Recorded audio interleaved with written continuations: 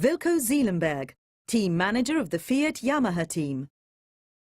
What are you expecting from your new job as Jorge's team manager?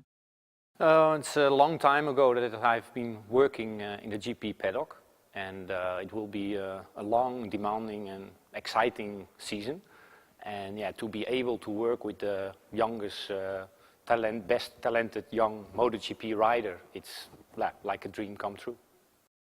What are you doing to become familiar with the new bike and MotoGP in general? What are the major differences you'll now have to get used to? In my function as a team manager, I need to know Jorge very well, and so I'm reading his book, first of all, and secondly, I'm reading the new rule book for 2010 to be exactly aware from the difference between Supersport and MotoGP. I need to know the rules. When did you first meet Jorge, and what were your impressions? I met him a couple of weeks ago for the first time, and he's a very young, intelligent and experienced rider. And the first thing I noticed that we don't have to motivate him. What do you think Jorge can achieve this year? Well, Jorge is in his third year of MotoGP. Again, he learned a lot last year and less mistakes, and he will try to be better than last year. And last year he finished second, so his goal for sure is the championship. Do you plan to slot into the existing team setup, or will you introduce new working practices? First of all, I need to commit with the guys to be able to see how they work, and I'm experienced enough to see if that's necessary or not, and I don't expect that it's necessary. Did you ever get to ride a MotoGP bike in your capacity as Yamaha test rider? How easy or difficult was it? Yes, Lynn gave me the opportunity in 2003, the year before Valentino came actually, and I have been riding 5 laps in Valencia, and that was very difficult.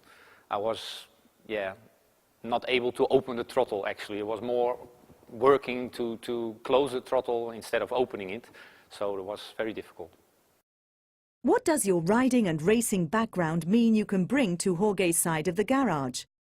Well, it's, I think, very important to know exactly what is going to happen in a couple of hours or the whole weekend, and to learn those expectations you need to have experience, and that can already change the situation from losing or winning, and so it's difficult to say precise what it is, but to be aware of what's going to happen, that's already very important.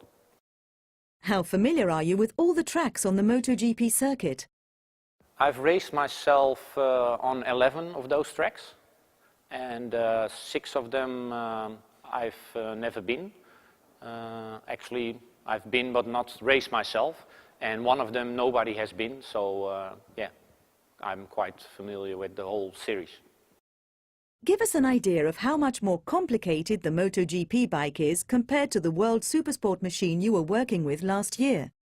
Yeah, the M1 is built for racing, and that's a big point after that. And our Supersport bike from last year was a good bike, but it's a production-based bike, and we have to create a race bike out of it, and that makes a huge difference. You last raced in Grand Prix in 1995. How has the championship changed?